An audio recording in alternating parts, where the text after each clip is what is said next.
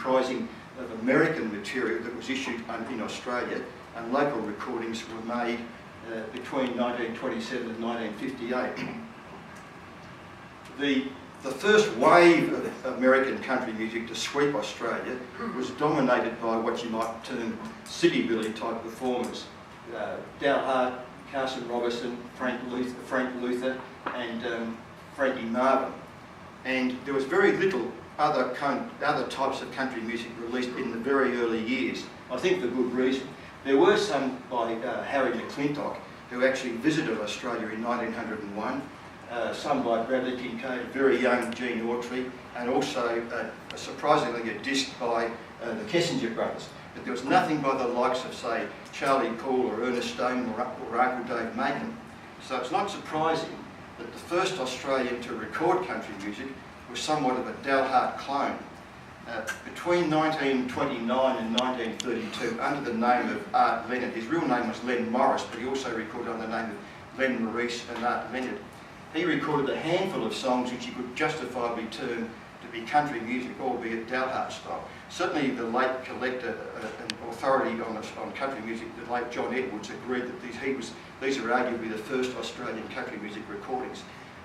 Like Dal Hart, Leonard was a popular singer of the day who'd been trained in opera. The major influence on Australian country music was undoubtedly Jimmy Rogers. Rogers' first Australian release was in 1929, and thereafter, over the ensuing years, 100 of his titles were issued in Australia, which is pretty much all his entire output. And again, Australians reacted to Rogers very favourably. I've looked at some sales figures, and without going into detail, I think there's reasonable evidence to suggest that per head of population, Australians bought Jimmy Rogers records in pretty much the same quantities and numbers as Americans. Oh, that's the wrong one. I should mention, I've just gone past the slide, that there was a Jimmy Rogers club in Australia in 1934. Its patron was Carrie Rogers, and both she and Gene Autry corresponded with the club. But Rogers is especially important in Australia because he directly influenced a number of early Australian country music performers.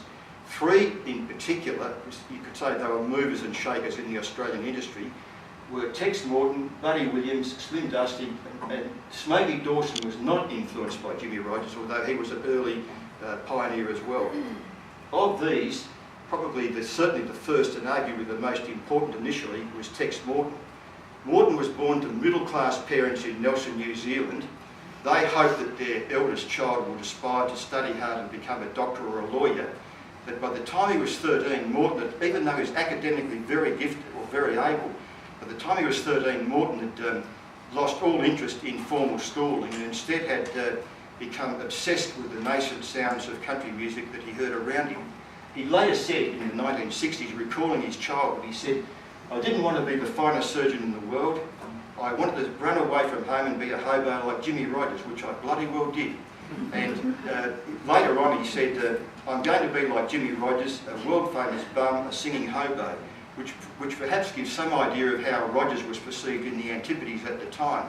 But most importantly, in 1969, when he was widely regarded as the father of Australasian, that is Australian and New Zealand country music, he said, "The credit for country music in Australia belongs to Jimmy Rogers."